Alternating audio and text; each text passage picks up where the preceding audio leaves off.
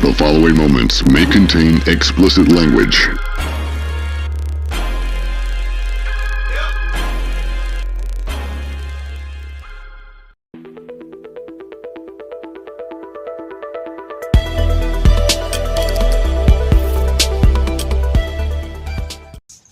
I mean, I was the first born College Park relative, you know what I'm saying? Like, well, I was the second born, I'm the first born grandson that's a Knox that was born in College Park Projects. The Knoxes was actually born in Palmetto, Georgia, man. But like my father's side of the family, the Joneses, the Collins, they was originally from College Park, you know what I'm saying? And growing up, my father's side of the family, my grandmama was a beast, you know what I'm saying?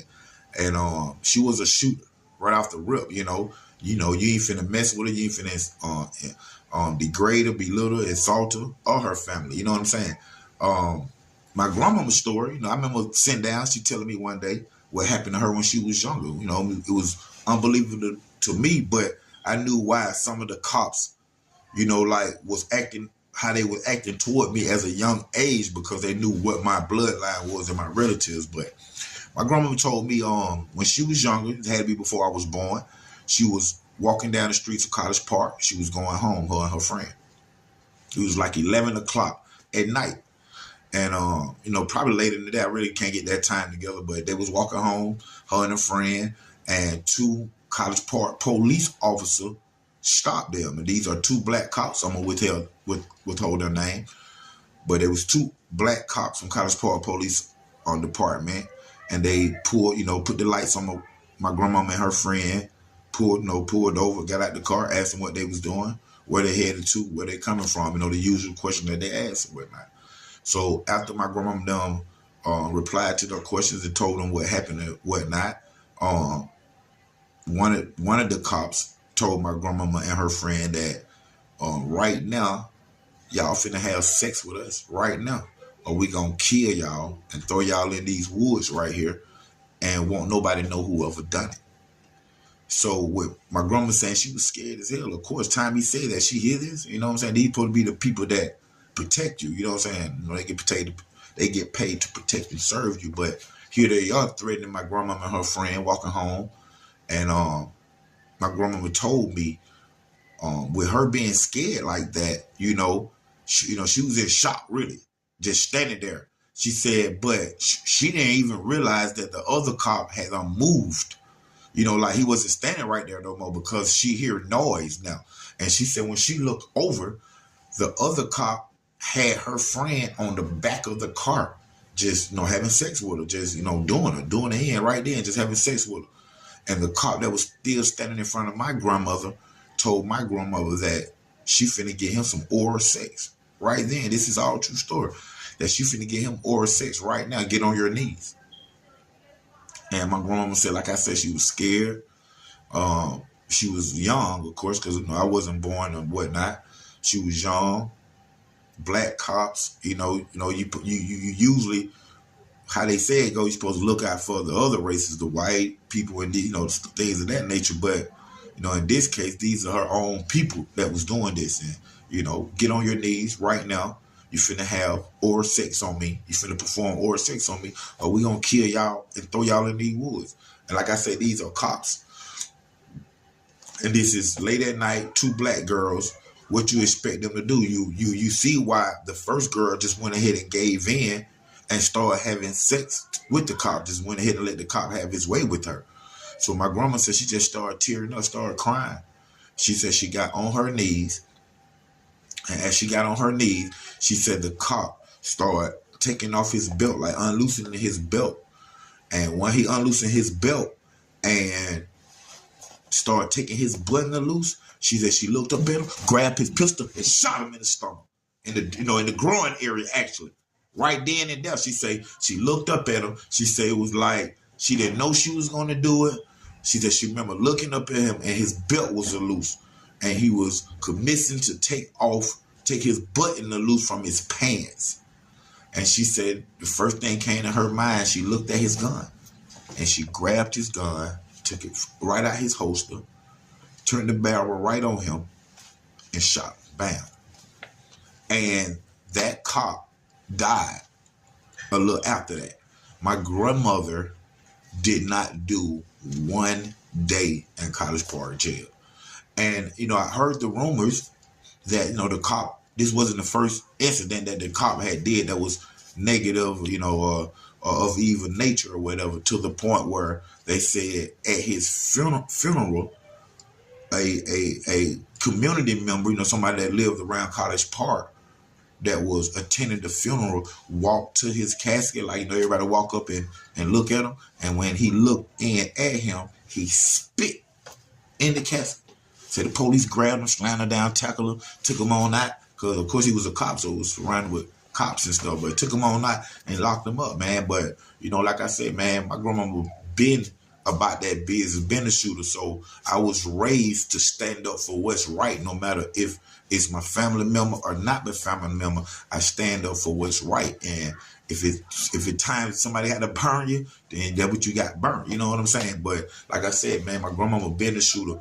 And unfortunately, you know what I'm saying, the other lady, whatever, happened to her, as far as, what he did to her, I don't know if that cop got fired or reprimanded for that or whatnot.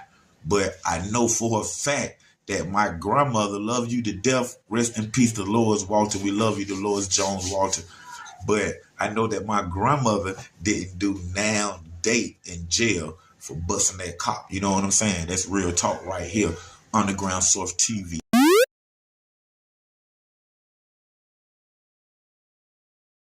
Right now, you tuned in to Underground Source TV.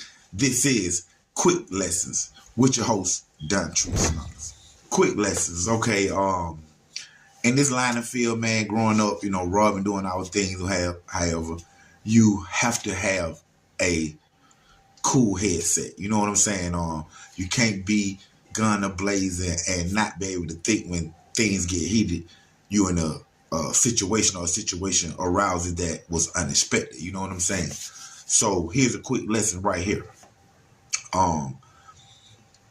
We had a lick. Me and one of my partners, Little Tony. Y'all gonna hear that name a lot because that was one of my that's one of my partners that I mostly ran with and did my things with, however, man. But Little Tony called me one day and he got a lick. He said it's his auntie's boyfriend or something of that nature. At the time or whatever, could have been baby dad or however. So he come and scoop me up, jump in the car, ask him where we going. He said we going to Decatur, like Maynard Terrace or just somewhere up in that area. I remember that name right there somehow, but we was going to Decatur, so I'm like, all right, cool. So I said, oh, no, what they had. He told me they had like 9 ounces of cocaine. So like, all right, bet, man, let's go, man. So, we jump in the ride. We ride up there, hell.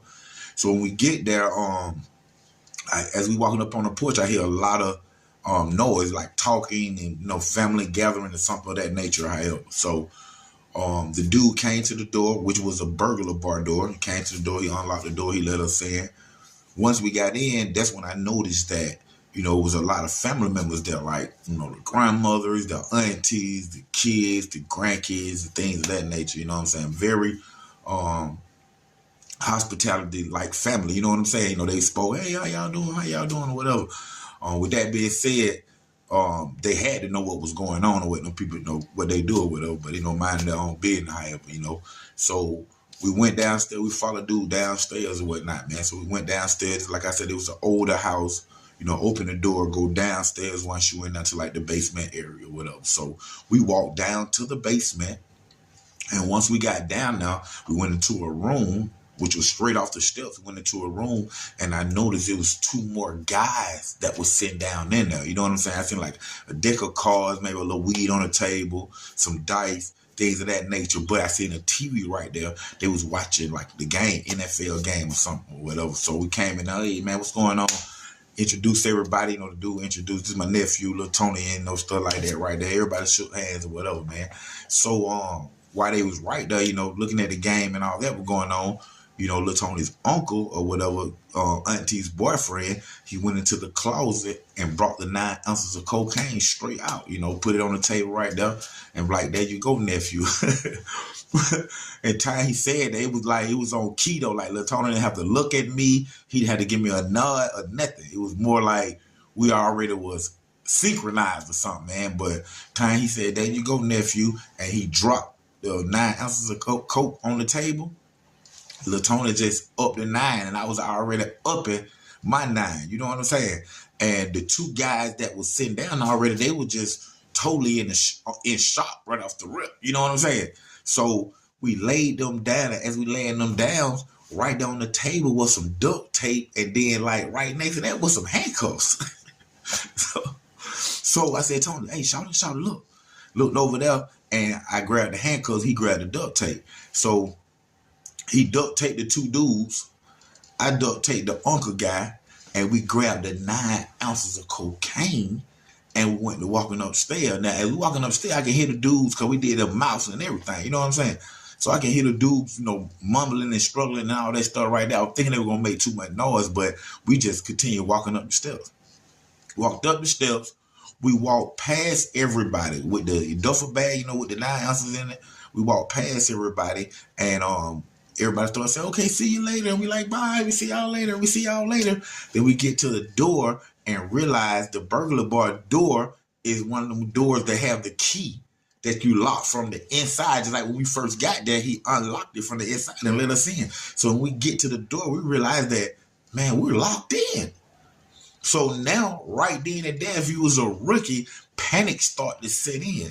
But of course, with our experience, what we did was simply turn around from the door, walk back past everybody, walk back down the steps together into the room where everybody, the 3 guys is laying down there still tied up, struggling and moaning and all that stuff. Looked around, it didn't take us no more than like 3 seconds, looked around, and on the table also was the keys, you know, which he probably had in his hand. He opened the door, and we went back in the went in the house and went downstairs.